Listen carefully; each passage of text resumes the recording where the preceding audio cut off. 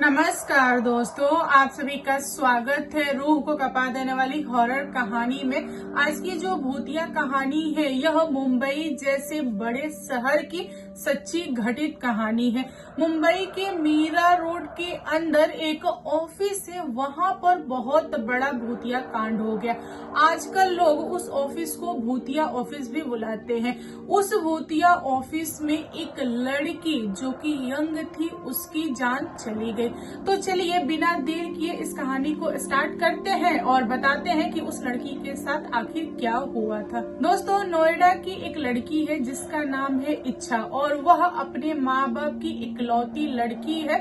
माँ बाप ने उसे बड़े ही प्यार से पाला है और माँ बाप हमेशा उसको साथ में रखते हैं। इच्छा की बहुत बड़ी इच्छा थी कि वह मुंबई जाए और मुंबई में रहे। वह बचपन से ही ख्वाब देखती थी, बट उसके माता पिता कभी बाहर जाने नहीं देते थे। इसीलिए उसने पढ़ाई के बाद अपना दिमाग लगाया और जॉब के लिए उसने अप्लाई किया मुंबई में। किस्मत अच्छी थी, उसको एक अच्छा खासा जॉब मिल जाता है ऊंचे पोस्ट का। देन वह ज्वाइन करने के लिए अपने घर वालों को बोलती है। घर वाले रेडी नहीं थे लेकिन वह मना लेती है। वह बोलती है कि मैं बीच बीच में आया करूंगी, जब मैं मुंबई में सेट हो जाऊंगी देन आप लोगों को भी बुला लूंगी, हम सब साथ में रहेंगे। मतलब घर वालों को बहुत सारी बातें बोल के वह निकल लेती है मुंबई। मुंबई में जाके वह ऑफिस ज्वाइन करती है। उसी दिन उसको एक लड़की पे क्रश आ जाता है। उस लड़की का नाम है सचिन। सचिन दिखने में बहुत ही ज्यादा अट्रैक्टिव था और वह महाराष्ट्र का ही था। दोस्तों, इच्छा ने तुरंत अपनी इच्छा जाहिर कर दी सचिन के सामने और उसने बोला कि मुझे तुम्हारे ऊपर बहुत बड़ा क्रश आया है, मैं तुमसे प्यार करती हूँ, क्या तुम मेरे साथ रहोगे, मेरे बॉयफ्रेंड बनोगे। सचिन ने तुरंत हाँ बोल दिया क्योंकि सचिन सिंगल था, उसको भी इच्छा अच्छी लगी। देन ये लोग साथ में आ गए। इन लोगों ने 1 महीने तक एक दूसरे को डेट किया। उसके बाद इन लोगों ने डिसाइड किया कि हम लोग लिविंग में रहेंगे। इच्छा ने जहाँ पे अपना रूम लिया हुआ था वह उसके ऑफिस से काफी ज्यादा दूर था, इसीलिए उसको ऑफिस आने में लेट हो जाता था। और सचिन भी मीरा रोड से काफी दूर रहता था, कल्याण के साइड में। देन दोनों ने मिलकर डिसाइड किया कि जहाँ हमारा ऑफिस है मीरा रोड में, इधर ही आसपास में कहीं हम लोग घर ले लेते हैं और यहीं पे दोनों रहेंगे और अच्छा रहेगा, एक दूसरे को जानेंगे, लिविंग में रहते हैं क्योंकि हम दोनों बड़े हैं और हम दोनों समझ सकते हैं लिविंग का मतलब क्या होता है। यहाँ पे इच्छा थोड़ी मोड़ी सोची, फिर उसने हाँ बोल दिया। उसने बोला कि ठीक है, लेकिन मेरी एक शर्त है, मेरे माता पिता को नहीं पता चलना चाहिए कि हम दोनों लिविंग में हैं, क्योंकि मेरे माता पिता बहुत ज्यादा मतलब मेरे पे भरोसा करके मुझे छोड़े हैं। मैं यहाँ पे आई हूँ, समय आने पे मैं उन्हें ये सारी चीजें बताऊंगी। सचिन बोला जैसा तुमको ठीक लगे। और अगले दिन ये लोग रूम देखना स्टार्ट कर देते हैं। 1 सप्ताह बाद इनको एक रूम मिल जाता है। रूम जो था काफी अच्छा था। देन ये लोग शिफ्ट हो जाते हैं। इन दोनों की पहले दिन बहुत ही अच्छी जमी, लेकिन नेक्स्ट डे से पता नहीं क्यों थोड़ी मोड़ी तू मैं होने लगी। सचिन को इच्छा अच्छी लगती थी। इच्छा सच में बहुत ही प्यारी लड़की थी, मतलब किसी से लड़ाई झगड़ा वगैरह कुछ नहीं। लेकिन उस घर में गए हुए उसको मात्र 1 दिन हुए थे, यानी 24 घंटा भी नहीं हुआ था।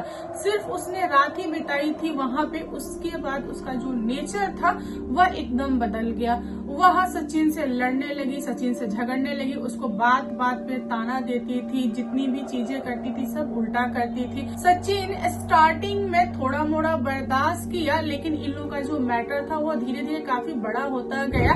10-15 दिनों के अंदर ही ये एक दूसरे को झेलना मुश्किल समझने लगे, मतलब एक दूसरे को झेल नहीं पा रहे थे। यहाँ इच्छा घर में रहती थी तो रहती थी, नहीं तो वह ऑफिस में रहती थी, उसके बाद कहीं घूमने निकल जाती थी। इच्छा चाहती थी कि वह अकेले रहे, उसको कोई भी परेशान ना करे। और सचिन चाहता था कि हम लोग लिविंग में है तो थोड़ा सा टाइम तुम मुझे भी दो, क्योंकि हम दोनों घर पे साथ में रहते हैं, ऑफिस में साथ में रहते हैं, लेकिन तुम लोगों से प्यार से बातें करती हो, प्यार से पेश आती हो, लेकिन मेरे साथ तुम उल्टा व्यवहार करती हो। आखिर ऐसा क्यों करती हो? तुम तो पहले बहुत अच्छी थी, अभी तुम ऐसा क्यों हो गई? सचिन और इच्छा को उस घर में रहते हुए पूरे 2 महीने कंप्लीट हो गए थे और इन दोनों में बहुत ज्यादा दूरी आ गई थी। ये एक दूसरे से बात नहीं कर रहे थे। सचिन ने धीरे धीरे बात करना बंद कर दिया।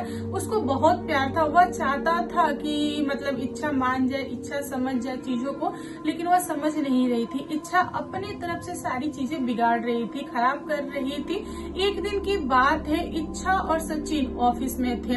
ऑफिस में उन दोनों के बॉस ने बोल दिया था कि देखो तुम सबको इवनिंग में रुकना होगा, क्योंकि हमें जो प्रोजेक्ट मिला है वह काफी बड़ा है, उसके ऊपर मीटिंग करनी है, बात विचार रखनी है, देन आप सभी को रुकना होगा।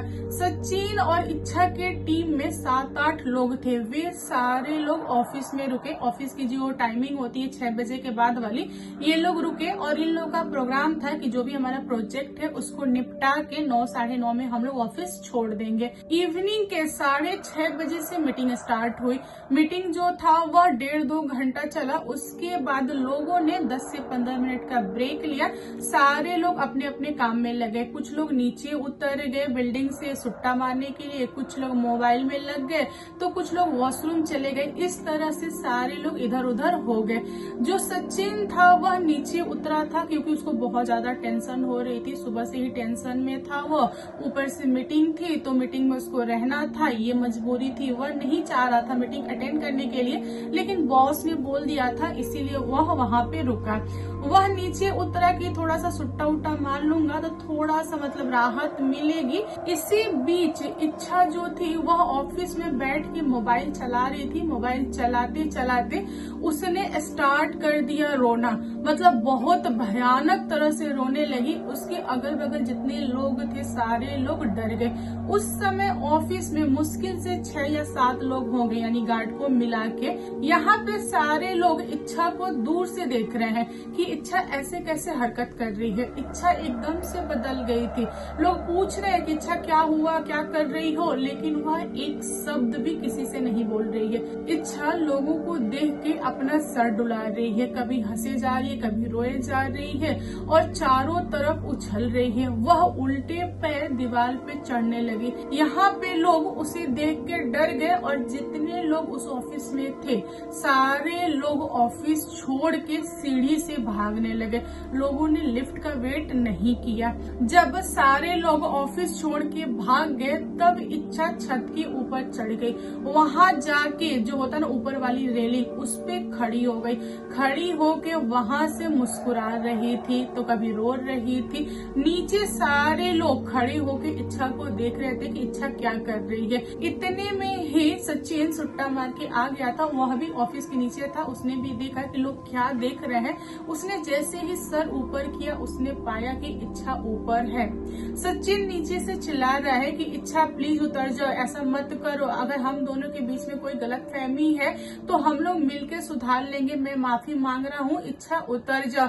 ऐसा क्यों कर रही हो? जो लोग भी रिश्ते में आते हैं थोड़ा मोड़ा तो हो जाता है गलतफहमी, हम सुधार लेंगे। अगर मुझसे कोई गलती हो तो मुझे माफ कर दो, तुम उतर जाओ। नीचे से सचिन चिल्लाए जा रहा है, माफी मांगे जा रहा है। सारे लोग यह सीन देख रहे हैं और लोगों को पता चल गया कि सचिन और इच्छा दोनों लिविंग में है, क्योंकि सचिन ने सबके सामने खुलासा कर दिया था।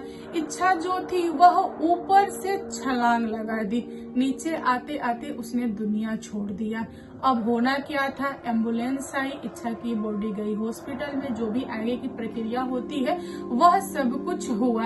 इधर सचिन की हालत खराब, वह डर के मारे अपने घर से बाहर नहीं निकल रहा था। इच्छा के पेरेंट्स पहुंचे मुंबई में। उन्होंने अपनी बेटी की यह हालत देखी तो वे लोग टूट गए। इच्छा के माता पिता ने ऑफिस के लोगों से बात किया, तब जाके उनको पता चला कि सचिन और इच्छा एक दूसरे से प्यार करते थे और लिविंग में थे।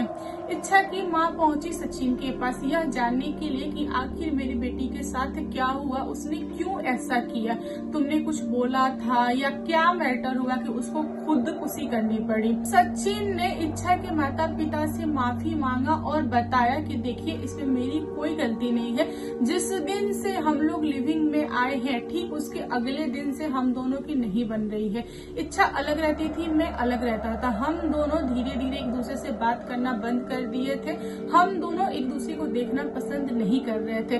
बस मैं इसी उम्मीद में था कि आज नहीं तो कल इच्छा मान जाएगी, लेकिन इच्छा मानी नहीं। वह एक अलग सी दुनिया में चली गई थी। इच्छा की माँ को यकीन नहीं हुआ कि सचिन सच बोल रहा है।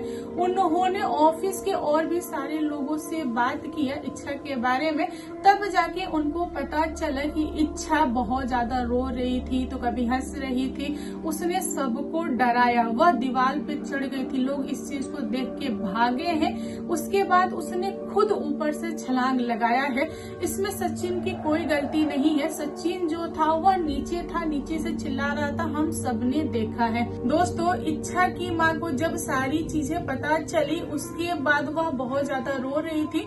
उनको समझ में आ गया था कि कोई ना कोई आत्मा ने ही किया है, यह आत्मा का ही खेल है। कोई आत्मा थी जो मेरी बेटी के अंदर आ गई और उसने ये सारा कांड कर दिया।